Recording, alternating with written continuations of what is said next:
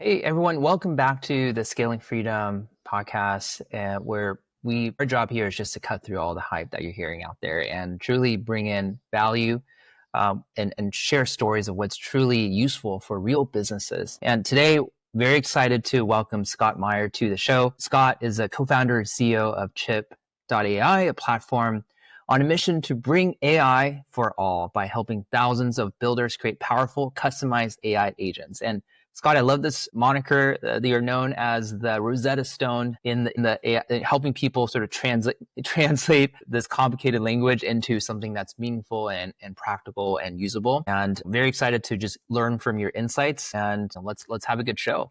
Let's do it. Great to be here. Great to chat with everybody. Yeah, cool. So one question that we like to always ask our guests is just tell us the story of how you got into AI, and maybe just to make this more explicit, what was your first wow moment with AI? Yeah, so I've spent most of my career as an entrepreneur in tech, and when I look back, I think Steve Jobs said, the dots always connect when you look backwards. Like, did a lot of random things, but the through line was it was always translating technology, like improving digital literacy. So that goes all the way back to my first company, helping people understand social media and all the way up to literally teaching entrepreneurship to students. My previous job was at a company that was a Web3 startup that was teaching developers how to code with Solana blockchain, with Ethereum. And I suggested that we teach AI to developers. And so this was, pre-ChatGPT, just early days, like GPT-3 was there, but it didn't have the interface, right? And then ChatGPT came out, and that was the moment for me when all of a sudden I realized that it's not just for developers. So that was like the big wow, is like, this thing that seems really technical isn't actually require technical expertise. And so that's immediately when I started thinking about, as an entrepreneur, I'm always like, gosh, how do I translate this to my community, to people I care about? And that was the inception of Chipp, I would say. And so in the summer of 2023, started Chipp officially, and, had some iterations along the way, but essentially the goal has remained the same, which is like make it easy for people to use AI and get value from it. I love that, Scott. And when you were working with those developers trying to teach them AI, I'm curious if you could take a step even further back from that. It's like, what did you have? What was your own personal experience with AI that really sparked your interest there?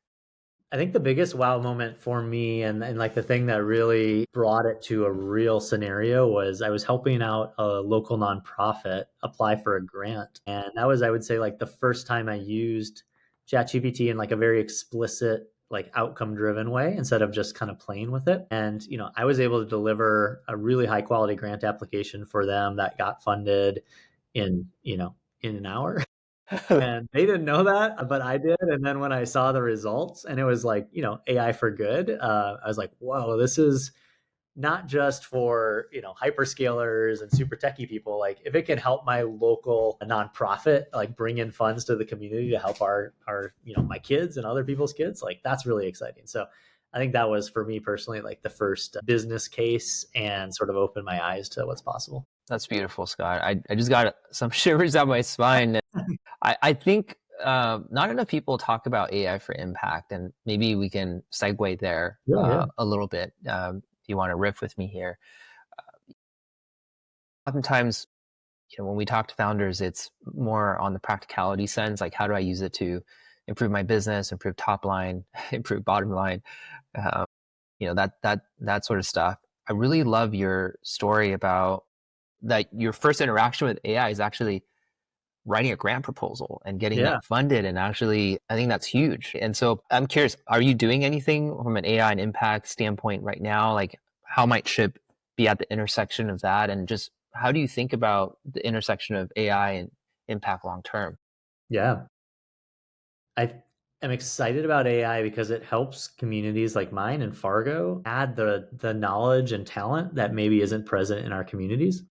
And so you can think about what on your team or your community is missing, and AI can be that thing, right? So I often say AI is the second best option. It's like, if you have an in-house counsel, like use them. Most of us Yeah. don't, right? So we're Yeah. going to ask AI legal questions. Or if you have a copy editor or you have a nuclear physicist or you have a designer, like go use them. But most of us don't have the things we need. And especially in smaller communities, rural communities, we lack some of the talent that we need to compete.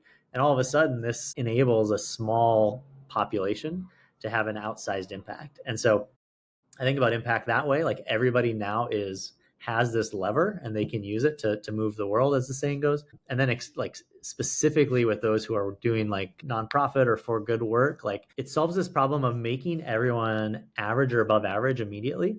And so if you're powered by volunteers or young people who are coming in fresh out of school or whatever, like they should be able to use AI to immediately become effective instead of Yes. taking time to learn how the company works and how do we write blog posts, how do we interact with donors, et cetera. Like AI can just give that to them. And so now that person who can donate 5 hours a week is not a drain on resources, but is a Right. value add. And so I think that's exciting especially for people that are relying on volunteers, like really Sure. supercharges those people and gets them to above average. Yeah, I'm curious, like how the nonprofit world is leveraging AI, if at all. Like I think you bring up a really good point. It's that nonprofit are constrained by resources, so it's a no-brainer to leverage AI as much as possible Yeah. to just help, like fill in that gap, Yeah, right? yeah. Because they I think can't it's like afford. most industries, like, where there are people using it, but most organizations aren't, at least in like a strategic way. So, the research I always cite is that every week about 50% of Americans are using AI, but only 7% of businesses say that they're using it in like a strategic way. And that's obviously a lie because half of Americans are using it. So what's happening is people in organizations aren't telling their boss, right? And it might be because they want to keep that to themselves or they're not sure if they can. They might get in trouble. They don't want people to know it was used with AI.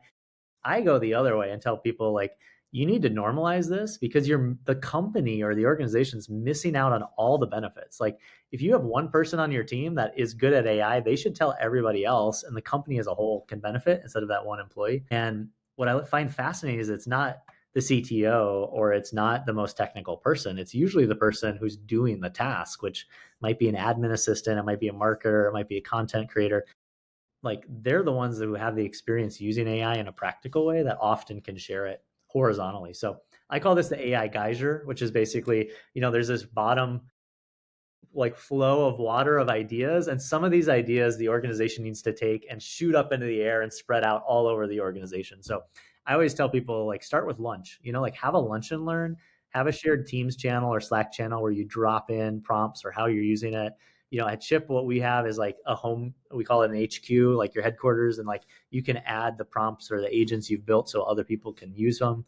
You can bring Chip in the Slack so people can see how you're communicating with it right in Slack. But just start sharing, And I think for nonprofits, it's the same thing. Like most nonprofits aren't doing it in a strategic way, but there's definitely tools out there targeting nonprofits, and the fact that nonprofits do a lot of text communication makes it a perfect area for disruption, right? So grants 100%. are Yeah. such a perfect use case because when the grant box says it has to be 1,500 characters, like that's not a good use of anyone's time to like count characters and cut sentences to make it fit, right? Like that's what AI is for. And it can repurpose your budget, for the grant. It can summarize your vision. Like all of that is so perfect on the grant side, on the management side, on the donor relations side. So I think nonprofits are a perfect use case, as is education. And so I think a lot of these areas that traditionally seemed harder to integrate tech with are actually more ripe for disruption because of AI.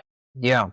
And speaking about education, I noticed that you were a former educator yourself, and I think you have a master's in conflict resolution or some it's in humanities. And talk to me about how your experience as an educator has informed your perspective as an AI builder and AI Yeah. company. Yeah, I think I've been teaching my whole life in one way or another. Even when I've had companies, education's often been the go-to-market where we're training people on the thing that we do, and then some of them learn about it and realize it's hard and then hire, us to do it. What education's taught me about AI is that actually having the language for the thing you want to do is the superpower. And this is a big shift where typically technology is used by those who are technical and it gives them an unfair advantage. What I'm seeing in the academic research and just firsthand experience is that when you have expertise, you're better at AI because you know Yes. what to ask for. And good questions give good answers. And the example I always give is, if you want to make a picture like Picasso with AI, but you don't know who Picasso is, like, how do you explain that, right? Like, how do you try to describe what a Picasso painting looks like? If you know who Picasso is, you just say, make it like Picasso, and it does it, right? If I'm trying to make a blueprint for a building and I want it to be Georgian architecture and I don't know what Georgian architecture is, like, how do I explain that, right? So people have expertise in some area. And when they can say exactly what they want with the specific language, they're going to get the best results out of AI. AI is trained on the history of all written words on the internet. And so if you have no expertise to add, it's just going to be average, right? It's going to be pretty boring. Yes. I always say AI is the world's best cover band, but you need that original to base it on to make it unique. And so I think we all have original songs in our expertise areas, and then AI can repurpose that, make variations of it, make it 1,500 words if it needs to be. But if you start with your own expertise, it's going to be so much more unique and powerful. So Mm. I think that's what's exciting, is like there's still a reason to get good at something because you'll have expertise to lean on when you have this like superpower with you. I love that analogy. AI is the best cover band. Yeah, it is. It's like a hairball, like if you've ever seen the hairball cover band of Kiss or whatever. Yeah. Yeah, it can be good. Yeah. Yeah. I guess riffing on that same vein, you've had a really incredible, you know, past and history of work experience across different domains. So you were an educator, you were an agency owner, you did some marketing stuff. You know, I really like what you said about AI as an amplifier of domain expertise. And Hmm. so how, like, walk me through that journey to today, to founder of Chip. I'd like to just better understand like that sort of beautiful kind of multi-dimensional layered version of Scott. Like, how does that play into who you are today, and how do you leverage AI to help you amplify that? Yeah. Yeah. I think AI is going to reward people with agency who are curious and want to explore. Like, you can do anything, you can ask anything, you can learn anything, but you have to still ask. And unfortunately, I've been doing this long enough that like that's always the problem, right? Is getting people to do the thing, like lead the horse to water sort of a motto. But it's like, even in early days of internet, like, yeah, now anyone can build a website, now anyone can publish, right? And it's like you still have to be brave enough to put yourself out there. And Yes. it's even brave enough to like ask AI a question you're not sure if it's stupid or not. It's like somehow we're trained, maybe through traditional education or society, to not raise our hand. The tall poppy syndrome, or like the tall poppy gets cut down. And it's like we have to be, what I used to always say, the Seth Godin line, like, we are all weird. Like, you have to be willing to be weird, and use AI to lean into that like uniqueness. So I think, getting to your actual question, like, I think I've always looked for opportunities to learn and try new things. I think I'm strong on the agency side, like really going for things. And again, like, I haven't worried so much about a direct line. I've never been on a straight ladder anywhere. But when you look back, things make sense. And I have kind of gravitated towards new experiences that are definitely kind of at this intersection of tech and community. And that's kind of led me, to start my first company. I was really an accident, like, originally I was trying to teach people tech, and then they said, hey, can you do it for us? And that started an agency, right? And so I find when you have that forward momentum, things come your way, right? Like, people want to work with other people who deliver things. And it could be as simple as, I'm going to make I don't know, like a database of my favorite movies, or I'm going to create like a walking tour to downtown Fargo on AI that anyone can listen to. Like, it doesn't have to be these huge business things, but showing that you can come up with something, deliver it, has been always like opens up doors. And Yes. that's kind of how everything's come to me. And same thing with Chip. I co-founded it with my colleague at my previous company. I got the job at the previous company because I was writing about the future of education, decentralized education, and they wanted someone who could do education in a corporate setting. So that unlocked that opportunity. Writing about education because I got a job to create an entrepreneurship center after I sold my agency. And that was because I had been writing about like why education was important. So it's like, it's always been, I think it's that line from The Alchemist. When you tell the universe your idea, it conspires to make it so, and that's always been kind of the case. So I really encourage my kids. I have 4 kids, so I'm thinking about this a lot. It's like, put ideas out in the world. Don't keep them to yourself. And they might fade away and be things you don't care about later in life, and that's okay. Who of us are doing today what we thought we would do 10 years ago, right? Like, just build, just go. I love that. And how old are your kids? Well, they're spread, we're 3 to 12 years Holy old. cow. And how has AI infiltrated the parent-child dynamic? It's my favorite. I have a lot of thoughts on this. I'm doing a summer camp for my own kids and some neighborhood kids, like with AI. I think that, there was an amazing World Bank study in Nigeria, and I think it was sixth grade girls who had AI as a tutor completed the same amount of work in 6 weeks that they typically would do in 2 years in the classroom, because it allows you to go down your own rabbit holes and learn in a non-linear way, right? Which is how most of us want to learn. It's like when I was young and started building websites, it's like I learned HTML or I learned about WordPress because I had to, and then all of a sudden I have this skill. It's like that's how AI really is powerful. So yeah, I think with my kids, the ways I've seen it interesting is, sometimes on the car we'll put it on the car audio, and then people can just ask questions. So Really? have like a group discussion. It's great with little kids because it doesn't Yeah. get tired of answering questions, right? That's So like, hilarious. yeah, What's been the most interesting thing that your kids have asked yeah, I think, AI? so they use my account and they Right. can talk to the app, and then I can see the transcript later. One of my daughters was talking about being bullied at school, Oh like no. to AI and getting ideas. And it was really powerful because you realize there's things they don't want to tell you. And, she's not quite old enough to really type with any efficiency. So it's like that audio self counseling was like a powerful use case I never thought of. Holy cow. What they do the most is probably like create stories and then generate pictures. And it's always like more unicorns, more dolphins, more mermaids. So like, it's pretty cool though.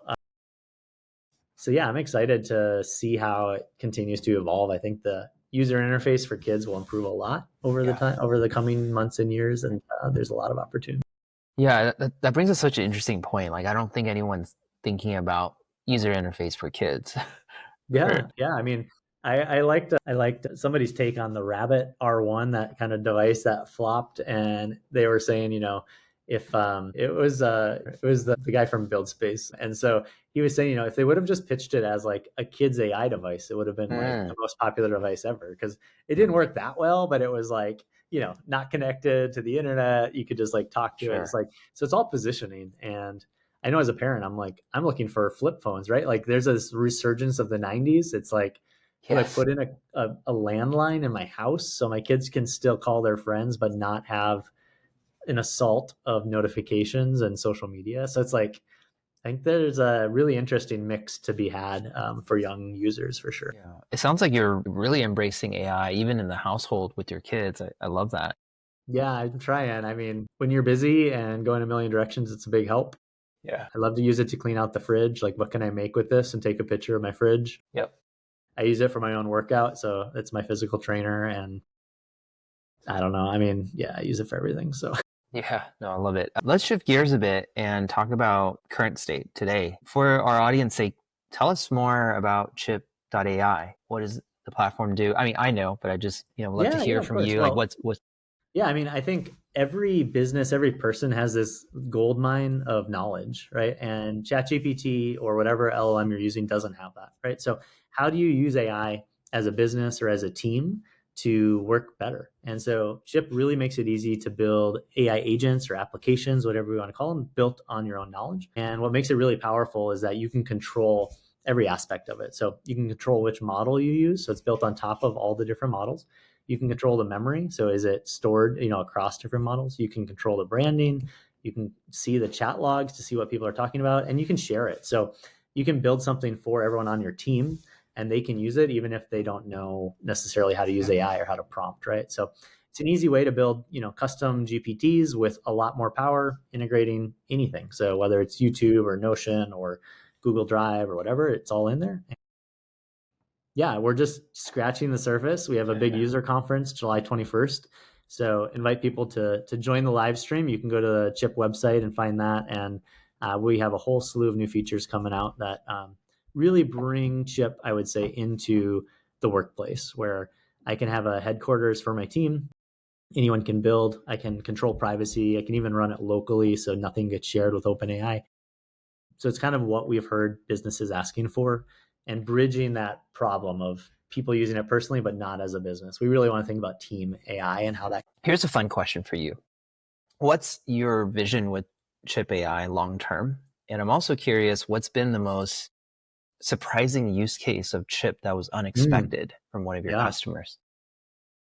Yeah. So I think like long term, we think that every business is going to have an AI agent for the main tasks. So when I, take my job at Jason Inc., like I'm going to get my email address, I'm going to get maybe a laptop, and I'm going to get, 3 to 5 AI agents that help me do my work. And they might live in Slack or in Teams or on a website or on my phone, but they're trained on the business. And so immediately I can, write blog posts, I can talk to sales contacts, I can access our HR documents easily, I can, I don't know, talk to members, whatever it might be. So that's kind of the vision. We think that Chip can be that horizontal option. So instead of having to buy a bunch of different vertical AI solutions, you can build your own and then take something from our marketplace of over 200 templates that, people use. The most popular ways, are customer service, company search, like finding stuff in your Google Drive, basically, marketing, sales, data analysis. Like those are the 5 that I tell every business to get started with, because most every business, from one person consultant to a nonprofit to a huge company, like have those needs. So yeah, that's kind of like the vision. And then in terms of use cases, we have so many interesting ones. I'll just pick some wild ones. So there's a guy in Benin in West Africa, and he built in all of the training material for farmers in his area, and they can access it via WhatsApp.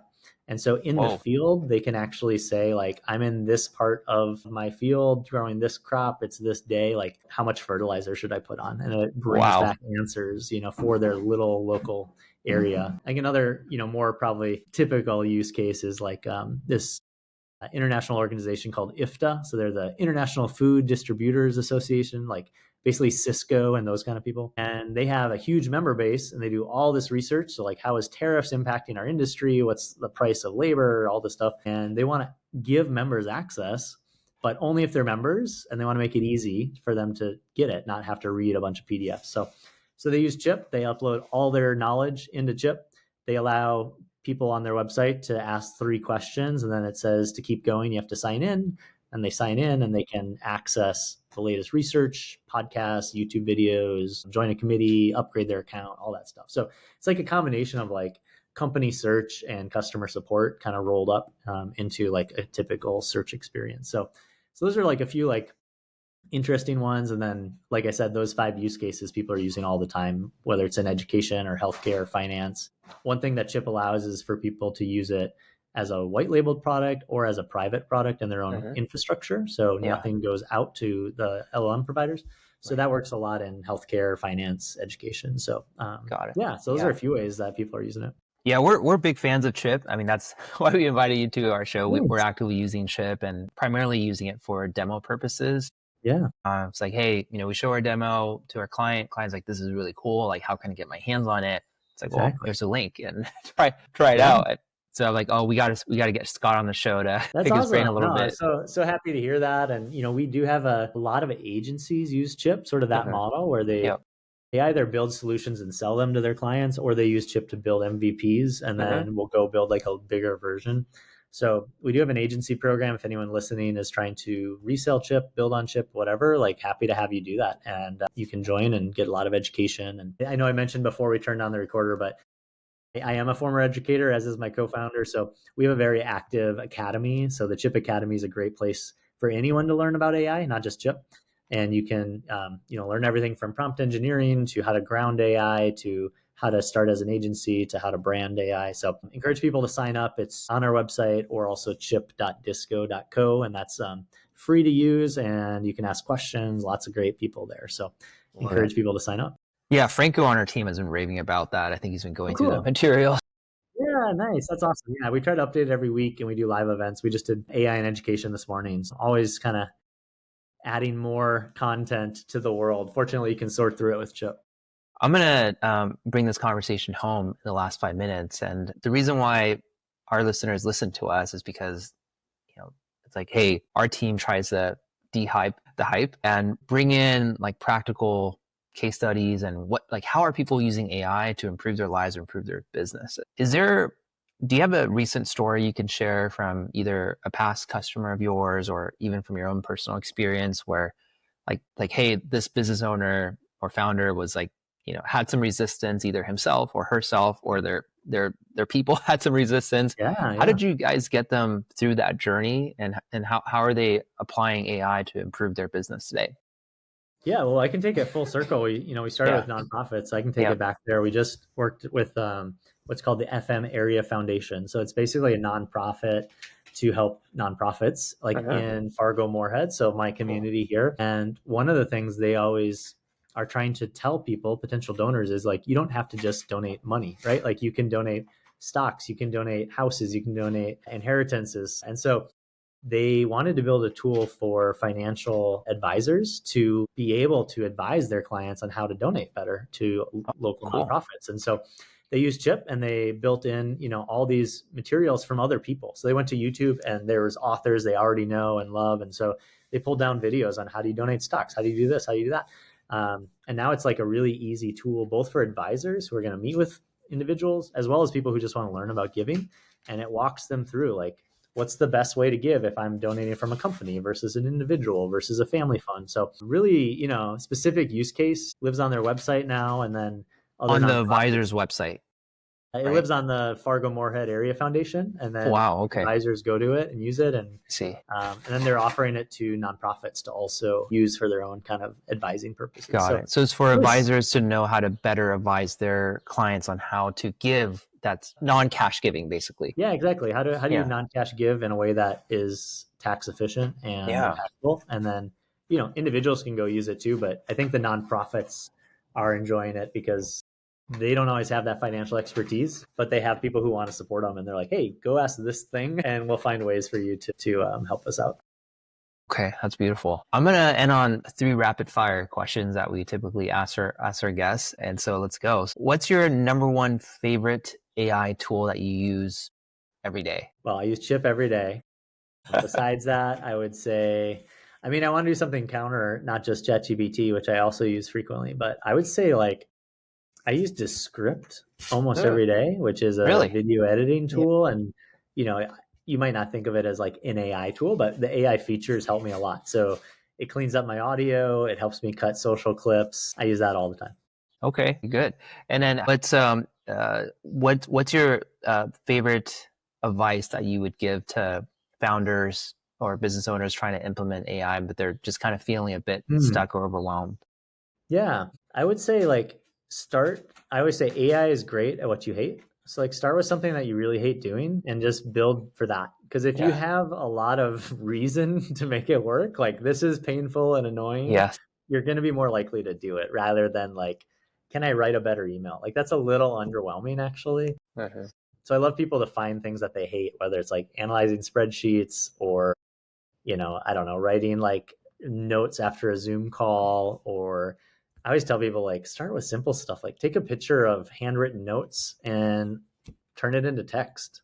It's such an easy thing that saves so much time. So I always encourage that. Start with things you hate and then go up from there. There's some interesting research. I know this is supposed to be rapid fire. Gartner had a really cool report where the most impactful implementations of AI are either easy things that everyone does or really hard things that a few people do. So think everybody can write faster, generate better images, or this guy who writes contracts for this really weird use case can now write these contracts 10 times faster. And he's probably really high paid and spends a lot of time doing this really specific thing. So I think that's a good framework is find widespread easy stuff and then find really impactful hard stuff. Yes. And I also like how easy it is. Most people gravitate towards change when there's pain. If there's no pain, there's no incentive or motivation to change. Yeah, it's what is that? Reduce, it's either vitamins or pain relief. Yeah, people want the painkiller, not the vitamin. Yeah, that's painkiller, vitamin. That's it. Yeah. And last question for you is, what are you most excited about for the future of AI? Where do you think it's headed? I know it's a big question and it's hard to predict. So I'm just curious to hear your take. Yeah. What am I most excited about? I think that We haven't explored the interfaces well yet for AI. So, ChatGPT stumbled on like the chat interface, which is incredibly powerful. But I think there's going to be a lot more ways that we use it. And so Descript is a great example, maybe where it's like it's kind of Voice. in the background. You don't even know it's Yeah. there. I don't think people want to use AI. They just want to get jobs done. And so Yes. I think it'll be Yes. fascinating. Like one thing that we started doing for Chip users is we would create NFC cards, kind of like a hotel Mm, room key, yeah. and they just could put their phone on it and it opens up the chat to the thing they want. And one use case we didn't expect is there was a veterinary clinic that's using Chip and they stuck NFC stickers on their monitors and then they could check like their handbook of Mm, practice, and just like weird things like that where you're like, oh yeah, like this intersection of physical and digital with AI, I think is really fascinating. So I think that'll be fun to watch, whether it's robotics or just like super simple integrations like that. Like kind of the interfaces, I think will be powerful. yeah, that totally resonates, Scott. I think there's so many dimensions of AI that people can use it that it hasn't even been explored. Yeah. And you even think about robotics, right? Like eventually there's going to be a world in which we're interacting with AI from a physical form, not just like in a chat interface. So Yeah, yeah, and it's gonna be wild. It's gonna be wild. I think there's, tech is. I like the saying that tech's neither good nor evil, but it's not neutral. And mhm, it's like that's sort of how I feel. Is it's you have to make it good, right? Because there's gonna mhm. be a lot of weird uses that are gonna challenge our, getting back to the peace and conflict background. Humanity is like, Yes, I think there needs to be a lot more work about what's going to be the impact of deep fakes, of relationships with AI, 100%. of like robotics, AR, VR. Like there's going to be some interesting changes coming. But I think most of it is made scarier than it probably needs to be. Yes. For most of us, like just get started on like something you don't like doing. That world will come. You'll figure it out. But for now, like worry about what you can control. Yes, 100%. This has been a blast, Scott. Thank you so much. Where can people find out more about you? Sure. Well, definitely check out Chip. It's CHIPP.ai and you can get started for free. I'm on LinkedIn myself, so it's just LinkedIn, and I'm Scott David Meyer. Chip is very active on LinkedIn as well, so it's a great place to get content. Yeah, you can check out the academy at chip.disco.co to learn more for free. And yeah, I love hearing from people. So please reach out if you have questions, ideas, partnership, agency applications. We love it all. So great to be on the show and love what you're doing. That wraps up another episode of Scaling Freedom. Remember to subscribe and follow scalingfreedom.ai for more practical strategies on how to navigate AI in your organization. Thank you.